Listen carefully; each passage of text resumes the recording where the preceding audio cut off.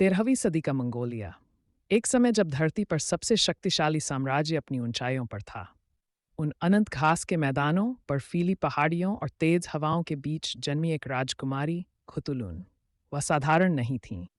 वह महान कुबली खान के परिवार से थीं और उनके पिता कैदू खान, मंगोल साम्राज्य के एक प्रमुख शासक, अपनी बेटी पर अत्यंत गर्व करते थे। खुतुलुन का बचपन अन्य राजकुमारियों की तरह महलों और रेशमी पर्दों के बीच नहीं बीता। उनका संसार था खुले आसमान के नीचे दौड़ते घोड़े, तीर कमान और तलवारों की झंकार। छोटे से ही उन्होंने घुड़सवारी, धनुर्विद्या और कुश्ती में महारत हासिल कर ली थी। धीरे धीरे खुतुलुन ने साबित कर दिया कि वह युद्ध के मैदान में किसी भी पुरुष से कम नहीं थीं। जब उनका पिता दुश्मनों से लड़ने निकलते, खुतुलुन उनके साथ होतीं। वह दुश्मन की सेना में अकेले घुस जातीं, दुश्मनों को अपने घोड़े पर खींच ले आतीं, और उनका यह साहस मंगोलियाई इतिहास में किंवदंती बन गया। उस युग में जहां महिलाओं को अक्सर पर्दे में रखा जाता था, खुतुलुन ने लड़ाई के मैदान में अपना स्थान पाया। लोग कहते हैं कि कैदू खान के मन में ख्वाहिश थी कि खुतुलुन ही उसकी उत्तराधिकारी बने, लेकिन मंगोल परंपराओं में एक महिला का शासक बनना अस्वीकार्य था। खुतुलुन की स्वतंत्र आत्मा ने विवाह को भी चुनौती दी। उन्होंने ऐलान कर दिया कि जो भी पुरुष उनसे विवाह करना चाहे, उसे पहले उन्हें कुश्ती में हराना होगा। अगर वह हार गया तो उसे एक मूल्यवान घोड़ा देना होगा।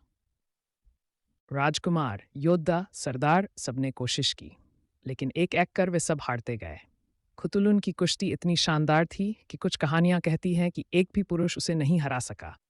इस तरह उसने 10,000 से भी अधिक घोड़े जीत लिए थे। उस जमाने में घोड़े ही असली दौलत थे। समय बीता, दबाव बढ़ा। कई लोगों ने अफवाहें उड़ाई कि वह शादी नहीं करना चाहती, या कि उसके और उसके पिता के रिश्ते अस्वाभाविक थे। लेकिन इतिहास बताता है कि खुतुलुन ने अंततः अपने मन से एक ऐसा व्यक्ति चुना जिससे उसने विवाह किया, बिना किसी कुश्ती के। खुतुलुन की मृत्यु भी उतनी ही रहस्यमय रही जितनी उसकी जिंदगी थी। कुछ कहते हैं कि वह युद्ध के मैदान में शहीद हुई, जबकि कुछ मानते हैं कि वह चुपचाप एक योद्धा की तरह जीकर मर गईं। राजकुमार, योद्धा, सरदार सबने कोशिश की, लेकिन एक एक कर वे सब हारते गए। खुतुलुन की कुश्ती इतनी शानदार थी कि कुछ कहानियां कहती हैं कि एक भी पुरुष उसे नहीं हरा सका।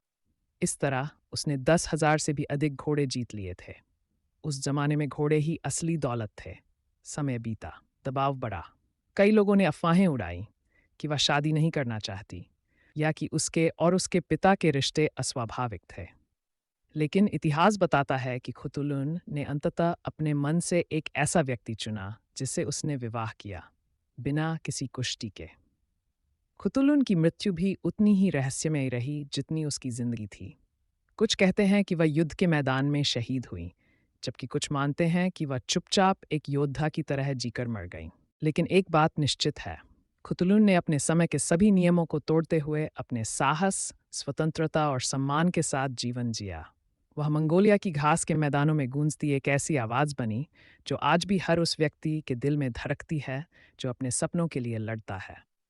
खुतुलुन, एक राजकुमारी, एक योद्धा और एक जीती जागती किंवदंती।